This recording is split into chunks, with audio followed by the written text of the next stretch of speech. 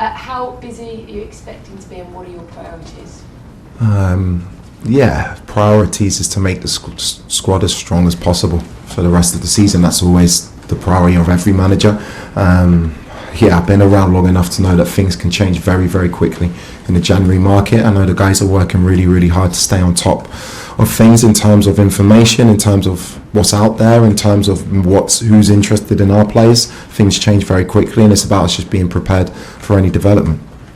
Making it better, your squad. I don't expect you to answer any names, but in terms of priority positions, you have been linked with centre half. Is that? It's a possibility, but it's a possibility when it's January. That area you're looking to strengthen? Every area. I look to strengthen. And my job in the transfer market, along with the guys, is to make the squad in every area as strong as it can possibly be. That's not me trying to duck your question in a smart way. Sound like it, but No, it's important. Things come up, certain players come up that you don't expect to come up, and that can strengthen you, whether that's a wide player, whether it's a striker, whether it's a defender. If we see something, I know the guys are willing to do it, that is going to improve the team. I don't want to bring in players for the sake of bringing in players. I want to bring in players that we have a real confidence affect the impact and impact the team. Then we'll look at it. So there's a possibility it could be busy, is that what you're saying? There's a possibility it could be busy. There's a possibility it could be quiet. Right, okay. What about in terms of outgoings? So we know that Sterling is no longer at the club. Obviously, Disasi was part of that so-called bomb squad as well. What's the progress on him? Are you expecting him to move on? Because he's, clearly we understand that there is a deal to take him away. Yeah, for Axel, I'm delighted. I don't like the term bomb squad. I don't like it. They're players, they're human beings. So for me, he's been very, very good in training. He's trained with us. I think every player wants the opportunity to go and play football. That's why they do it. So if anything comes up for Axel that's interesting for him and his career, then we'll look at it. Is he close to going? Not at the moment. Not at the moment. And in terms of some of your younger players, you've seen the benefit of Strasbourg of having those players on loan to sort of find their feet elsewhere. So we've got sort of Ajimpong, George, and maybe you. Any of those guys that haven't played an awful lot under you, are you looking at maybe sending those out on loan? Because I guess. No, it does. You look at each player in individual. As an individual, what's right for their career. So Mark, he's at the moment, Liam and Zhao are playing really, really well, but we need cover in that area of the pitch, and Mark was fantastic for me against Arsenal. Tyreek, unfortunately for him, hasn't had many minutes, so that's a different individual situation for him. Josh is an outstanding player. I want Josh with me. So they're all individual things. You can't put the three of them together. Okay, and just finally for me then, a little bit of team news, and we've managed to get through the first 5 minutes without a Cole Palmer question. That's good. So, how did he come through the 45 minutes, and when do you feel that you might start getting a 90 out of him? Well, I think how he came through with 2 assists and an outstanding performance. But I mean afterwards, in terms of reaction to the injury, whether or not he's absolutely ready fine. to go again, and can you start getting 90 out of him? Because I'm sure that's what he wants. That's what he wants. That's what I want. But yeah, he's available to start tomorrow. So really, really happy about that. Like how many player being available to start. I want to make sure the players, when Cole or Romeo Lavia or Enzo Fernandez is at the top level, they're top players, and we want to make sure they're at their top level. And I think Cole showed really good signs of that on Wednesday night. And he's happy after? He's always happy. Thanks, Gail. Vescoli? Hi Liam, you just mentioned Enzo Fernandez. It will be nearly 3 years to the day that Chelsea signed him this weekend. You mentioned he is a top player when he's fully fit. How much better of a player do you think he can get? It's a great question. He's already an outstanding, world-class player. He's not surprised me, but it's been amazing to get to know him. He's a winner. Obviously, he's done incredible things already in his young career, but you can understand why, because his standards, his habits in training, he wants to learn, he asks tactical questions. That's why he is the player that he is, and that's the reason why he'll keep improving. And while I'm here, I'm really excited to see what we can get out of him, because he's a magnificent guy and a top player. There's a lovely moment between you and Joao Pedro after the Napoli win, caught on camera. You were doing the interview with Chelsea TV, and then you come up behind him and he says, Gaffer's great, and it's a nice moment. He has to be fair, to stay in the team. It was just a nice moment that perhaps perhaps fans don't normally get to see, and I suppose we don't get to see. So how would you describe your connection with the players a couple of weeks in, and what would you say has been the best part of this job so far? It's probably better to ask them what they think of me. You're a manager, you probably know 20% of the full story. I feel very happy here. The players have been a delight to work with. I think they're really engaged. I think they're showing a real belief in what we're trying to do together. But I think winning helps, to be honest. Winning helps your message as a coach, and we have to keep doing our very, very best to win games. But so far, I can't say a bad thing about them as a group. They're young, they're talented, they're gifted, but they want to learn and they want to improve, and they're really good signs. And in terms of West Ham tomorrow, they've obviously seen an upturn in results in recent weeks, a couple of tactical changes in the last couple of games, and of course they've added Adama Traore to their squad. How do you expect to see them set up and play, and where do you think this game could be won and lost for your team? No, I'm not surprised Nuno has put his stamp on the team. All of his teams have always been really well organised without the ball, whether that's a 4-4-2 shape or a 5-4-1 without the ball, and they've always been very good in transition moments, and Bowen and Somerville are real threats for them, something we've spoken about. For me, tomorrow is the biggest game of the season. It's very simple. I'm going to find out so much. We're in a good place. If you want to be a consistent winning team, these are the games where you have to step forward and not be complacent after an away win in Italy to come back 3 days later. I want to see the consistency levels of the groups. That's why for me this is a massive mark of where we're really at. Thanks for Charlie. John? On Cole Palmer, you said about João Pedro, he's been in your office 3 or 4 times, he's sick of talking to you. Does that kind of approach work with someone like Cole Palmer, or is it horses for courses and you maybe try something else with him, or has he been in with you as well? No, he's been in a few times. I haven't got time. I've got to get to know the players. I've got to get to know them, what makes them tick. Each player is an individual, as a human being, their personality traits, what they need. Some players need a lot of attention, other players need leaving alone. I understand that. Whether it's João or Cole or Enzo or Moy or Reece, I try and treat them for who they are and try and get the best out of each individual, and hopefully that can happen for Cole. The win in Naples was obviously a massive win for the players, for the club, but how important was it for you and what you're trying to do here?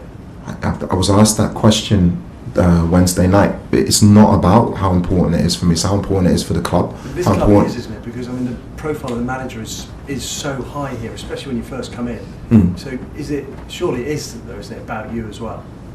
I'm part of a team, I'm part of a club, I'm part of an organisation. I don't walk away from the game in Naples going, oh, that was massive for me. That's not what it's about. It was massive that we got through. I don't see life in that way. It's not, we need to keep winning games of football, that's done. My focus is now on West Ham. It's not about a statement win or what people say outside of the club about me. Doesn't make any difference. I want to win each game that we play, or what people think, and the way you make people like you is to win. And just a final one on the transfers. How does it work? Do you go to the sporting directors and say, I'd like this, this and this? Or do they come to you and say, we suggest this, this and this? It's just a conversation. We have conversations about each individual of the team. We have conversations about the areas of the pitch where we can improve, whether that's within the building as well, and how we improve them. It's just natural conversations, and so far, I'm not just talking about here. Obviously, I had 18 months with the guys in Strasbourg. It's very collaborative. And the great thing is we're very aligned. We want a winning team, and I know I'm very well backed if I push for something. At the same time, it has to be right for the club in many different ways. Simon? Hi, in terms of players you've spoken to, have you been speaking to Levi at all? Yeah, spoke to him this morning. Yeah. How is he? How's he getting on? Really good. Again, what a professional. He's working so hard in terms of his rehab. It's been brilliant to see him back out on the pitch now, doing his running, which is a huge step for him after, obviously, ACL is a really difficult injury. He's itching to get back, but again, we need to make sure that when he is back, he feels 100% perfect. And again, another outstanding player I can't wait to work with. Do you think it's starting to look positive that he could be back before the end of the season? Yes, but it's step by step. And I don't want to make promises that I can't keep. At the moment, he's in a really good place. He's on good track. But I don't like putting timeframes on injuries because I think it puts unnecessary pressure on players where their health is the most important thing. And just quickly on the injury front, though, like the other players like Tosin, see you go. Is Romeo sort of any closer?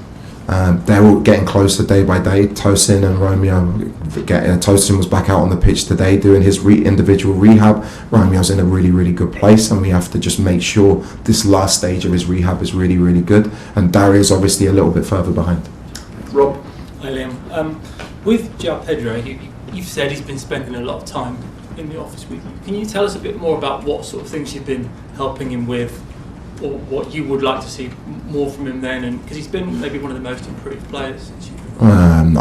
João's an outstanding, magnificent footballer. We know of his talent level, his ability, and he's still very, very young. I think my private conversations with players are private for a reason.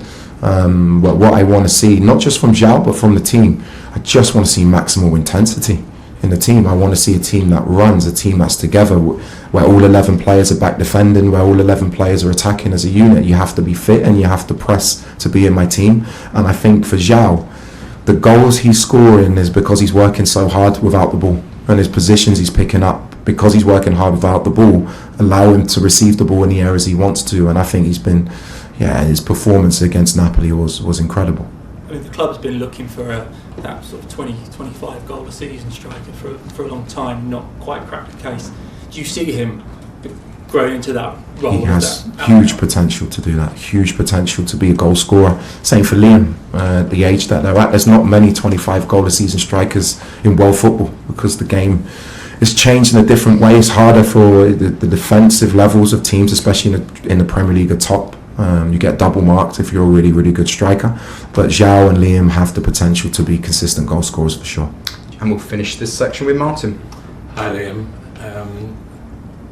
Your predecessor sat in that chair and told me quite categorically towards the end of his time here that he would never use the long throw.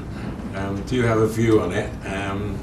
Should I expect in my commentary tomorrow to see somebody hurling the ball into the box? Chelsea won an FA Cup in 1970 for scoring from a long throw. Been around a long time, but hasn't been around at Stamford Bridge very much recently. Well, I think I need to find someone in my squad who can throw it long first, judging from training. No, my job. But you don't have an anti-feeling about it as a tactic. No, football. The beautiful thing about football, you can play in so many different ways. There's no right or wrong way. Every team has their own way of playing. Every coach has his own idea. But for me, I just want to help the team win. If it comes from a long throw, great. If it doesn't, great. But we win. So I'm not going to rule anything out. But like I said, I haven't seen any of our players be able to throw it more than 10 yards so far. The other question is about Cole Palmer.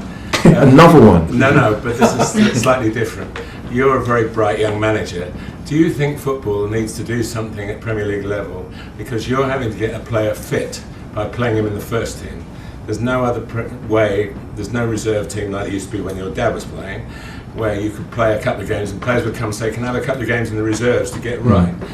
So in doing that, you're actually taking a berth from a fit player to try and get another player fit. Do you understand what I mean? I understand. No, I think for a player to start at this level, there has to be a level of fitness. In Cole's case, we've spoken a lot about Cole. I understand the reasons why certain things have happened, and since I've come in, it's been mainly him has been top in terms of the feedback he's given, and he wants to play football. He wants to play every minute of every game. That's what makes him the special talent that he is.